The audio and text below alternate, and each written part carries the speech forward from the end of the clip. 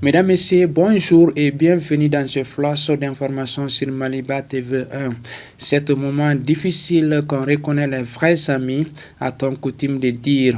Le Premier ministre Abdoulaye Maïga a présenté ce jeudi 5 mars 2026 les condoléances attristées du gouvernement malien au peuple iranien au lendemain de la mort du guide suprême de la révolution iranienne, l'ayatollah Ali Khamenei.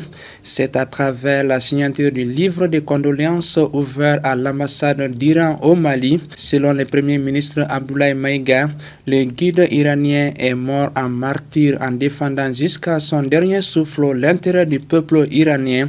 Ces combats resteront à jamais gravés dans la mémoire de ceux qui luttent pour l'indépendance et la souveraineté de leur peuple, a déclaré le Premier ministre Maïga. La continuité à la tête de la Chambre du commerce et d'industrie du Mali, Madiou Sempara a été réélu président ce jeudi 5 mars au parc des expositions pour un mandat de 5 ans à travers un vote consensuel. Son bureau a été validé par le ministre de l'Industrie et du Commerce, Moussa Alassane Diallo, lors de la cérémonie solennelle d'installation de l'Assemblée.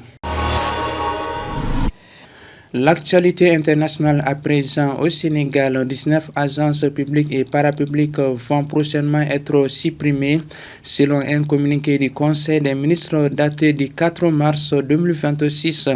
Objectif, économiser 55 milliards de francs CFA sur les 3 prochaines années.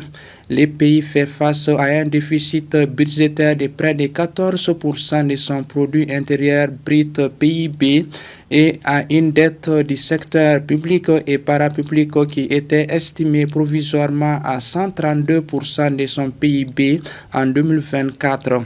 Pour rappel, le PASTEF au pouvoir a fait la réduction du train de vie de l'État son cheval de bataille. Restons en Afrique de l'Ouest, le Bénin est à nouveau endeuillé. Mercredi 5 mars, la localité de Kofounou, à l'extrême nord-est du pays, est devenue le théâtre d'une attaque meurtrière contre l'armée béninoise. 15 militaires ont perdu la vie à quelques kilomètres seulement de la frontière avec le Niger. Cela fait près d'un an que le pays n'avait pas subi une telle attaque. Voilà, c'est la fin de ce flash d'informations. Merci de l'avoir suivi. Restez connectés à Maliba TV1 pour vous informer.